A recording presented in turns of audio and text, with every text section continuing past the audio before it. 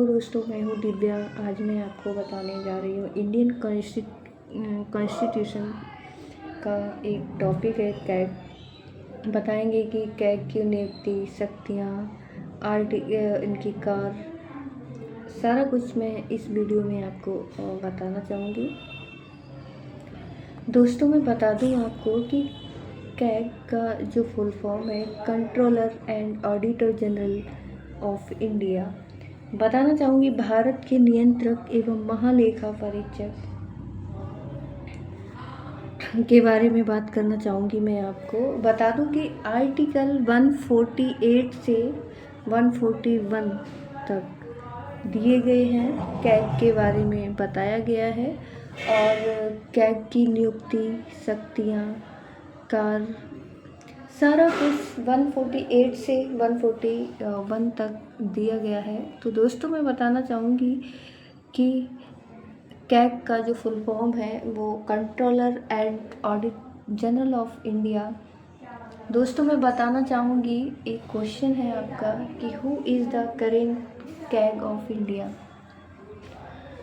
As of today, the Controller and Auditor General of India is Kunju Sanjay Murthy, an IAS officer of 1989 batch. He took office on 21 November 2024, succeeding Girish Chand Murmu, who completed his term on 20 नवंबर 2024।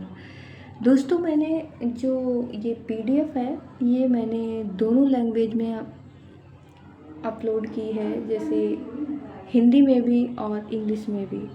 तो मैं आपको ये English के जो student हैं, मैंने English में उनको मैं इंग्लिश में बताना चाहूँगी, और जो हिंदी के स्टूडेंट हैं उन्हें मैं हिंदी में एक्सप्लेन करना चाहूँगी। जैसे कि भारत में वर्तमान में CAG controller and auditor general of India की जिम्मेदारी श्री कुंजू संजय मूर्ति के पास है। उन्होंने 21 नवंबर 2024 को शपथ ली और उसी दिन अपना कार्यभार ग्रहण किया। The CAG of India is an independent constitutional authority who audits the accounts of the union and state government and public sector organization. It ensures that public funds are used legally and efficiently. CAG is appointed under Article 48 of the Indian Constitution. Bharat के नियंत्रक एवं महालेखा परीक्षक CAG एक स्वतंत्र संवैधानिक प्राधिकरण है।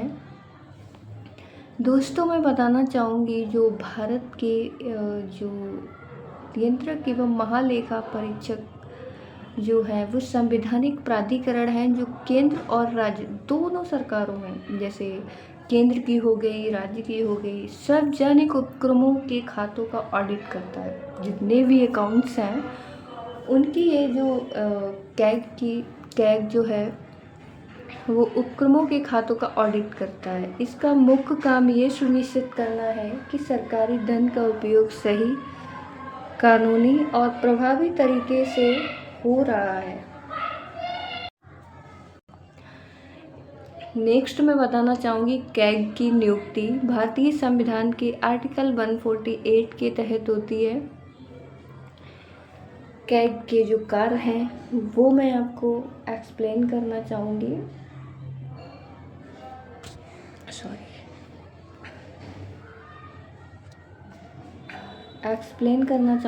जैसे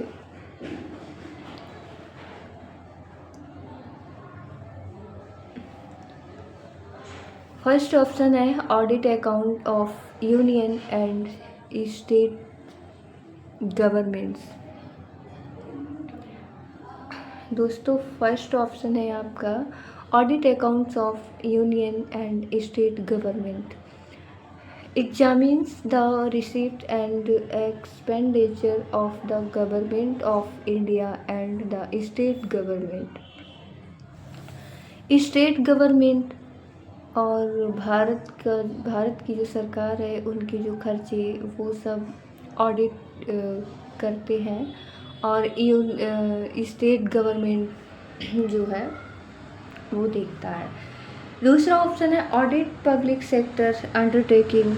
PSUS insures proper use of public money in government companies and corporation and companies government in money public use proper audit public sector undertaking. तीसरा ऑप्शन है prefers audit reports submit reports to the president of governor which are then placed before parliament state legislature। Fourth option है ensures legal and efficient use of fund।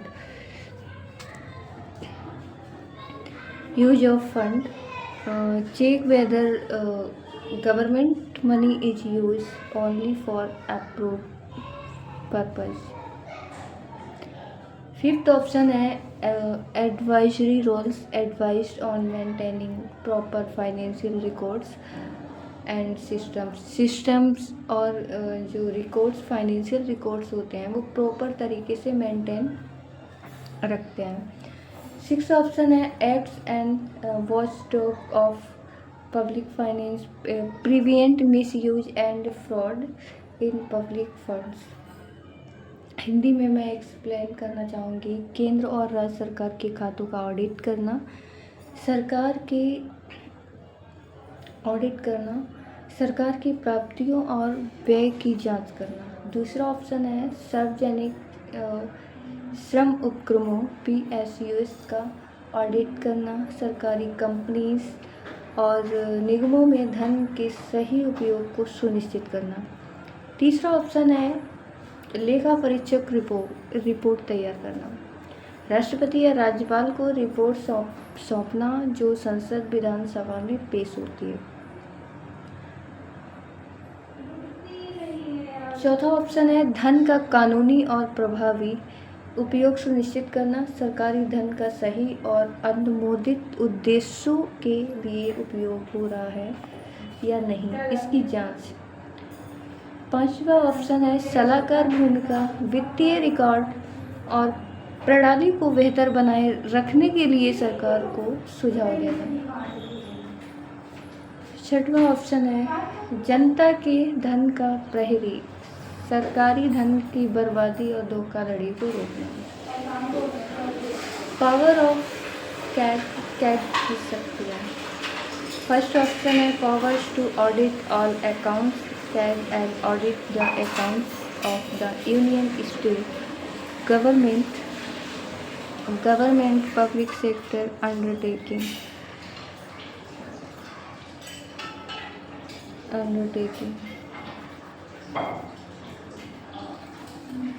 Union state undertaking. दूसरा option है right to demand information. तीसरा option है power of inspect office. चौथा option है discretionary power of audit report. पांचवा option है authority to frame audit rules. और six option है powers to audit receipt and expenditure. सातवां पॉइंट है act as guardian of public purse has authority to expose misuse fraud and irregularity in public finance. कैट की जो शक्तियाँ हैं जैसे सभी खातों का ऑडिट करने की शक्ति, केंद्र सरकारों और सार्वजनिक क्षेत्र उपक्रमों के खातों की जांच करना। दूसरा ऑप्शन है जानकारी मांगने का अधिकार, किसी भी विभाग या कार्यालय से दस्तावेज रिकॉर्ड या जानकारी मांग सकता है। तीसरा ऑप्शन है कार्यालयों का निरीक्षण करने की शक्ति, सरकारी कार्यालयों कोषागारों और उन संस्थाओं का निरीक्षण कर सकता है जहां जनता का धन खर्च होता है। फोर्थ ऑप्शन है लेखा परीक्षक रिपोर्ट में विवेक का अधिकार अपनी रिपोर्ट में क्या शामिल करना है यह स्वयं तय कर सकता है और सीधे राष्ट्रपति या राज्यपाल को सौंप सकता है। पांचवा ऑप्शन है लेखा परीक्षक नियम बनाने का अधिकार। जो लेखा परीक्षक हैं वो अपने नियम बनाने उन्हें नियम बनाने का अधिकार है, वो अपना नियम बना सकते हैं जो कैग से रिलेटेड हो। तो यही पांचवा ऑप्शन है, लेखा परीक्षण नियम बनाने का अधिकार दिया गया है और राष्ट्रपति की स्वीकृति से ऑडिट प्रक्रियाओं के लिए नियम बना सकता है।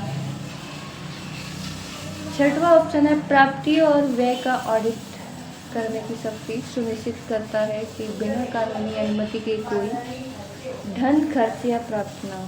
सातवां ऑप्शन है जनता के धन का संरक्षक सार्वजनिक धन की गड़बड़ियों, धोखाधड़ी और दुरुपयोग को उजागर करने का अधिकार रखता है।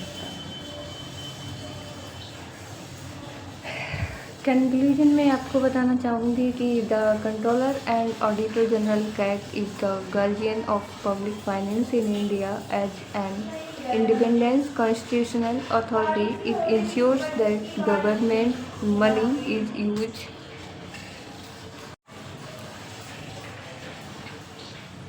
as an independent constitutional authority. It ensures that government money is used properly, legally and efficiently while auditing government accounts and exposing irregularity. CAG strength, transparency, accountability and democratic governance. Without CAG, misuse of public fund would go unchecked. Hindi में आपको निष्कर्ष बताना चाहूँगी, जो नियंत्रक एवं महालेखा परीक्षक कैग भारत में जनता के धन का प्रहरी है। ये एक स्वतंत्र संवैधानिक प्राधिकरण है जो सुनिश्चित करता है कि सरकारी धन उपयोग सही, कानूनी और प्रभावी ढंग से हो। सरकारी खातों का लेखा परीक्षण करके गड़बड़ियों को उजागर करके कैग पारदर्शिता, जवाबदेही और लोकतांत्रिक शासन को मजबूत करता है। यदि कैग ना हो तो सार्वजनिक धन के दुरुपयोग पर नियंत्रण मुश्किल हो जाए। दोस्तों, आज का टॉपिक इतना ही। बाकी जो कैग से रिलेटेड है वो मैं नेक्स्ट वीडियो में बताना चाहूँगी। जैसे आर्टिकल्स हो गए 148 से 151 तक हैं, तो उसके बारे में मैं नेक्स्ट वीडियो में आपको अपलोड करना चाहूँगी। बाकी जय हिंद, जय भारत, जय हिंद दोस्तों।